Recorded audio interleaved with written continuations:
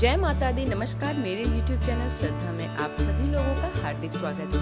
उम्मीद करती हूँ कि आप सभी सुखी, स्वस्थ और अपने अपने जीवन में व्यस्त होंगे। आइए इस वीडियो के माध्यम से माँ दुर्गा सप्तशती के छठे अध्याय के बारे में जानते हैं, जिसमें महर्षि मेधा ने कहा, देवी की बात सुनकर दूत क्रोध में भरा हुआ वहां से असुरेंद्र के पास पहुंचा और सारा वृतांत उसे कह सुनाया। दूत की बात सुनकर असुरेंद्र को क्रोध का पारावार न रहा और उसने अपने सेनापति धूम्रलोचन से कहा, धूम्रलोचन, तुम अपनी सेना सहित शीघ्र वहां जाओ और उस दुष्ट के केसों को पकड़कर घसीटते हुए यहाँ ले आओ। यदि उसकी रक्षा के लिए कोई दूसरा खड़ा हो, चाहे वह देवता, यक्ष अथवा गंधर्व ही क्यों न हो, उसको तुम अवश्य मार डालना।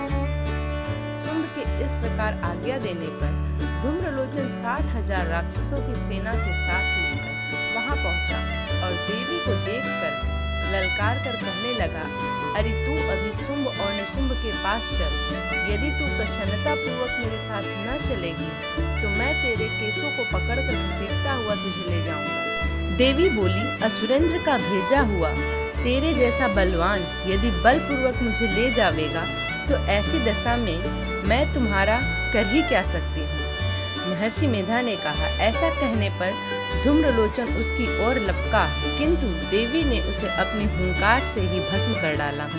यह देखकर असुरों की सेना क्रोध होकर देवी की ओर बढ़ी, परंतु अंबिका ने उन पर तीखे बाणों, शक्तियों तथा हर्षों की वर्षा आरंभ कर दी। इतने में देवी का वाहन भी अपनी ग्रीवा के बालों को झटकता हुआ और बड़ा भारी शब्द करता हुआ असुर सेना में कूद पड़ा। उसने कई असुरों को अपने पंजों से, कई अपने जबड़ों से और कईयों को धरती पर पटक कर अपने दाढ़ों से घायल करके मार डाला। उसने कई असुरों के अपने नख से पेट फाड़ डाले और कई असुरों के तो केवल थप्पड़ मारकर सिर धड़ से अलग कर दिया। कई असुरों की भुजाएं और सिर तोड़ डाले और गर्दन के बालों को हिलाते हुए उसने कई असुरों को पकड़कर उनके पेट फाड़कर उनका रक्त पी डाला। इस प्रकार देवी के उस महाबलवान सिंह ने क्षण भर में असुरों की सेना को समाप्त कर दिया। शुंभ ने जब यह सुना कि देवी ने धूम्रलोचन असुर को मार डाला है और उसके सिंह ने सारी सेना का संहार कर डाला है, तब उसको बड़ा क्रोध आया। उसके मारे क्रोध के ओंठ फड़कने लगे और उसके चंड तथा मुंड नामक महाअसुरों को आज्ञा दी, हे चंड, हे मुंड, तुम अपने साथ एक बड़ी सेना लेकर वहां जाओ और उस देवी के बाल पकड़कर उसे बांधकर तुरंत यहाँ ले आओ। यदि उसको यहाँ लाने में किसी प्रकार का संदेह हो तो अपनी सेना सहित उससे लड़ते हुए उसको मार डालो और जब वह दुष्टा और उसका सिंह दोनों मर जावें, तब भी उसको बांधकर यहाँ ले आना। इस प्रकार माँ दुर्गा सप्तशती का छठा अध्याय भी समाप्त होता है। अब आगे बढ़ते हैं दुर्गा सप्तशती के 7वें अध्याय में। महर्षि मेधा ने कहा, दैत्यराज की आज्ञा पाकर चंड और मुंड चतुरंगिनी सेना के साथ लेकर हथियार उठाए हुए देवी से लड़ने के लिए चल दिए। हिमालय पर्वत पर पहुंचकर उन्होंने मुस्कुराती हुई देवी जो सिंह पर बैठी हुई थी देखा। जब असुर उनको पकड़ने के लिए तलवारों लेकर उनकी ओर बढ़े, तब अंबिका को उन पर बड़ा क्रोध आया और मारे क्रोध के उनका मुख काला पड़ गया। उनकी भ्रुकुटियां चढ़ गईं और उनके ललाट में अत्यंत भयंकर तथा अत्यंत विस्तृत मुख वाली लाल आंखें वाली काली प्रकट हुई, जो कि अपने हाथों में तलवार और पास लिए हुई थी। वह विचित्र खड्ग धारण किए हुए थी तथा चीते के चर्म की साड़ी एवं नरमुंड की माला पहन रखी थी। उनका मांस सूखा हुआ था और शरीर केवल हड्डियों का ढांचा था और जो भयंकर शब्द से दिशाओं को पूर्ण कर रही थी, वह असुर सेना पर टूट पड़ी और दैत्यों को भक्षण करने लगी। वह पश्व रक्षकों, अंकुशधारी महावतों, हाथियों पर सवार सारथियों व रथों में बैठे हुए सैनिकों को मुंह में डालकर भयानक रूप से चबा रही थी। किसी के केस पकड़कर, किसी के गर्दन पकड़कर, किसी के पैरों से दबाकर, किसी दैत्य की छाती से मसलकर मार रही थी। वह दैत्य के छोड़े हुए बड़े बड़े अस्त्र शस्त्र को मुंह में पकड़कर और क्रोध में भर उनको दांतों से पीस रही थी। उसने बड़े बड़े असुरों का भक्षण कर डाले। और कितनों उनके डर के कारण भाग गए। कितनों को उसने तलवार से मार डाला, कितनों को अपने दांतों से समाप्त कर दिया। और इस प्रकार से देवी ने क्षण भर में संपूर्ण दैत्य सेना को नष्ट कर दिया। यह देख महापराक्रमी चंडकाली देवी की ओर लपका और मुंड ने भी देवी पर अपने भयानक बाणों की वर्षा आरंभ कर दी और अपने हजारों चक्र उस पर छोड़े। उस समय वह चमकते हुए बाण व चक्र देवी के मुख में प्रविष्ट हुए इस प्रकार दिख रहे थे जैसे मानो बहुत से सूर्य मेघों की घंटा में प्रविष्ट हो रहे हों। इसके पश्चात भयंकर शब्द के साथ काली ने अत्यंत जोश में भरकर विकट अट्टहास किया। उनका यह भयंकर मुख देखा नहीं जाता था। उनके मुख में श्वेत दांतों की पंक्ति चमक रही थी।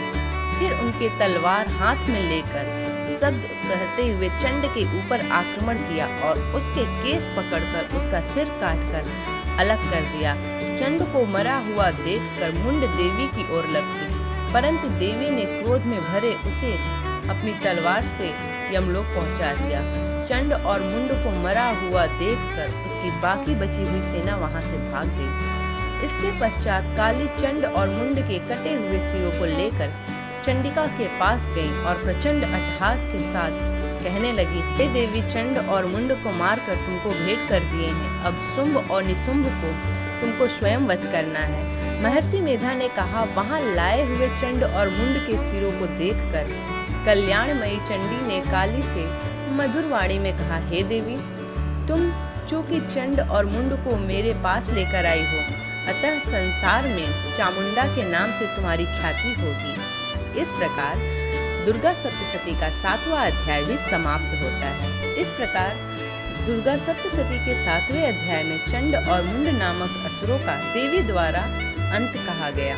महर्षि मेधा ने कहा, चंड और मुंड नामक असुरों के मारे जाने से और बहुत ही सेना के नष्ट हो जाने से असुरों का राजा प्रतापी शुंभ ने क्रोध युक्त होकर अपनी संपूर्ण सेना को युद्ध के लिए तैयार होने की आज्ञा दी।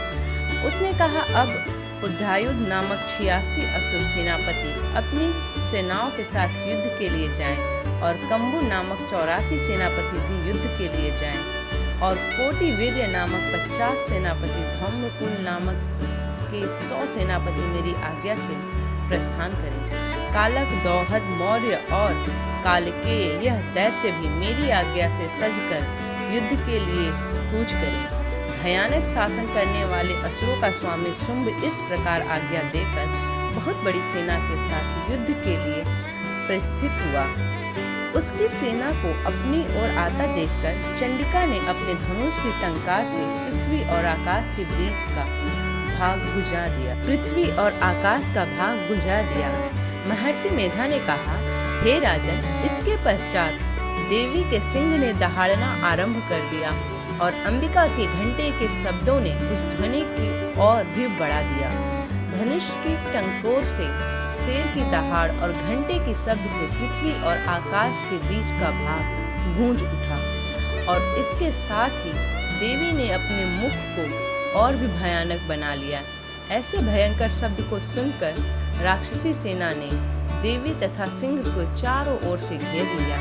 हे राजन, उस समय दैत्यों के नाश के लिए और देवताओं के हित के लिए ब्रह्मा, शिव, कार्तिकेय, विष्णु तथा इंद्र आदि देवों की शक्तियां जो अत्यंत पराक्रम और बल में संपन्न थी, उनके शरीर से निकलकर उसी रूप में चंडिका देवी के पास गईं। जिस देवता का जैसा रूप था, जैसा आभूषण थे और जैसा वाहन था, वैसा ही रूप, आभूषण और वाहन लेकर उन देवताओं की शक्तियों दैत्य से युद्ध करने के लिए आईं।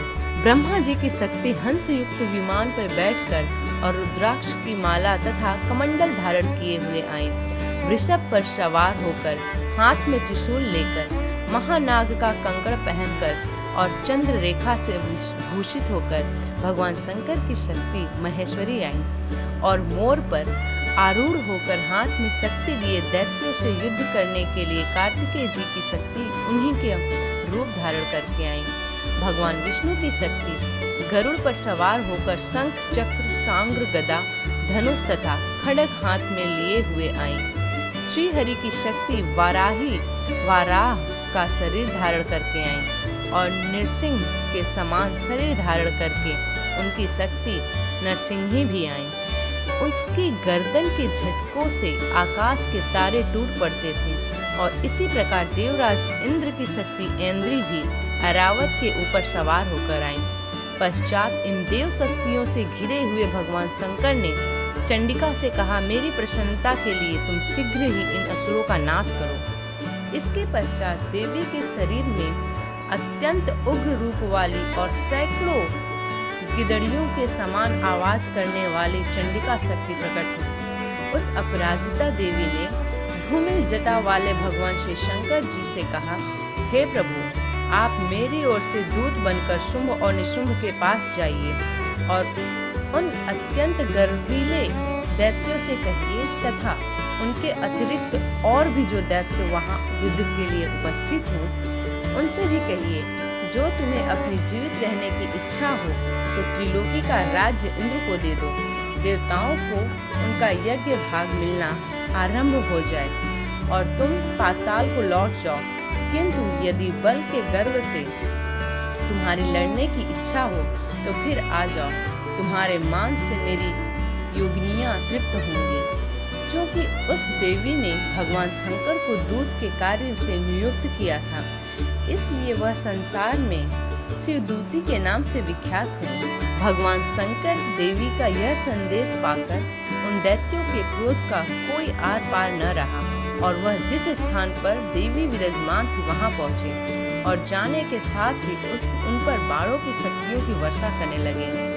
देवी ने उनके फेंके हुए बाणों, शक्तियों, त्रिशूल और फर्शों को अपने बाणों से काट डाला और काली देवी उस देवी के साथ आगे खड़ी होकर शत्रुओं का त्रिशूल से विदीर्ण करने लगी और खड़वाक से कुचलने लगी। ब्राह्मणी जिस तरफ दौड़ती थी उसी तरफ अपने कमंडलों का जल छिड़क कर दैत्यों के वीर्य का बल नष्ट कर देती थी और इसी प्रकार महेश्वरी त्रिशूल से वैष्णवी चक्र से अत्यंत कोप वाली कौमारी शक्ति द्वारा असुरों को मार रही थी और ऐन्द्री के बाजू के प्रहार से सैकड़ों दैत्य रक्त की नदियां बहाते हुए पृथ्वी पर सो गए। वराही देवी ने कितने ही राक्षसों को अपनी थुथुन द्वारा मृत्यु के घाट उतार दिया। दाढ़ों के अग्रभाग से कितनी ही राक्षसों को छाती की चीर डाला और चक्र की चोट से कितनों ही को विदीर्ण करके धरती पर डाल दिया। बड़े बड़े राक्षसों को नरसिंही अपने नाखों से विदीर्ण करके भक्षण कर रही थी और सिंहनाद से चारों दिशाओं को गुजाती हुई रणभूमि में विचर रही थी। शिवदूती के प्रचंड अट्टहास से कितने ही दैत्य भयभीत होकर पृथ्वी पर गिर पड़े और उनके गिरते ही वह उनका भक्षण करने लग गए। इस प्रकार क्रोध में भरे हुए मातृगणों द्वारा नाना प्रकार के उपायों से बड़े बड़े असुरों को मरते हुए देखकर राक्षसी सेना भाग खड़ी हुई और उनको इस प्रकार भागता देखकर रक्तबीज नामक महापराक्रमी राक्षस क्रोध में भरकर युद्ध के लिए आगे बढ़ा। उसके शरीर से रक्त की बूंदें पृथ्वी पर जैसे ही गिरती थी, तुरंत वैसे ही शरीर एवं पराक्रम वाला तथा वैसा ही बलवान दैत्य पृथ्वी से उत्पन्न हो जाता था। रक्तबीज गदा हाथ में लेकर एक ऐन्द्री के साथ युद्ध करने लगा। जब ऐन्द्र शक्ति ने अपने वज्र से उसको मारा तो घायल होने के कारण उसके शरीर से बहुत सा रक्त बहने लगा और उसकी प्रत्येक बूंद में से उसके समान ही बलवान तथा महापराक्रमी अनेकों दैत्य भयंकर रूप से प्रकट हो गए। वह सब के सब दैत्य रक्तबीज के समान ही बलवान तेज वाले थे। वह भी भयंकर अस्त्र शस्त्र लेकर देवियों के साथ लड़ने लगे। जब ऐन्द्री के वज्र प्रहार से उसके मस्तक पर चोट लगी और रक्त बहने लगा तो उसमें से भी हजारों ही पुरुषों उत्पन्न हो गए। वैष्णवी ने चक्र से और ऐन्द्री ने गदा से रक्तबीज को चोट पहुंचाई और वैष्णवी के चक्र से घायल होने पर उसके शरीर से जो रक्त बहा उसे हजारों महा असुर उत्पन्न हुए, जिनके द्वारा यह जगत व्याप्त हो गया। कौमारी ने शक्ति से, वाराही ने खड़ग से और महेश्वरी ने त्रिशूल से रक्त बीज को घायल किया।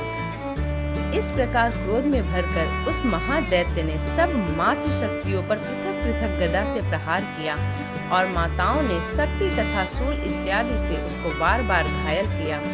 उसके सैकड़ों महादैत्य उत्पन्न हुए और इस प्रकार उस रक्त बीज की रुधिर से उत्पन्न हुए असुरों की संपूर्ण जगत व्याप्त हो गया, जिससे देवताओं को भय हुआ।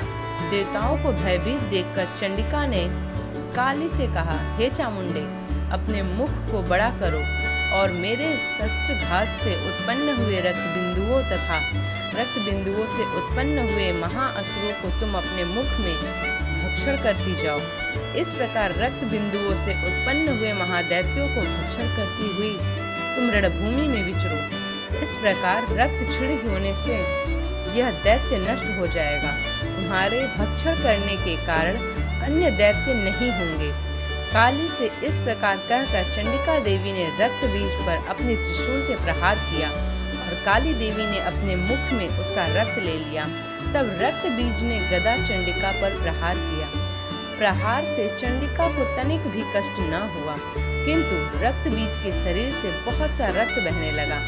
लेकिन उसके गिरने के साथ ही काली ने उसको अपने मुख में ले लिया। काली के मुख में उस रक्त से जो असुर उत्पन्न हुए उनको उसने भक्षण कर लिया और रक्त को पीती गई। तदंतर देवी ने रक्त बीज को, जिसका भी खून काली ने पिया था, चंडिका ने उस दैत्य को वज्र, बाण, खड़ग तथा रिष्टि इत्यादि से मार डाला। हे राजन, अनेक प्रकार के शस्त्रों से मारा हुआ और खून से वंचित वह महादैत्य रक्त बीज पृथ्वी पर गिर पड़ा। हे राजन, उसके गिरने से देवता अत्यंत प्रसन्न हुए और माताएं उन असुरों का रक्त पीने के पश्चात उद्धत होकर नृत्य करने लगी। तो इस प्रकार माँ दुर्गा सप्तशती का 8वां अध्याय भी समाप्त होता है। उम्मीद करती हूँ कि आज का यह वीडियो आप लोगों को पसंद आया हो। यदि ये वीडियो पसंद आई हो तो वीडियो को लाइक करें, चैनल को सब्सक्राइब करें। इसी प्रकार के वीडियोस को प्राप्त करने के लिए चैनल को सब्सक्राइब करना ना भूलें। धन्यवाद।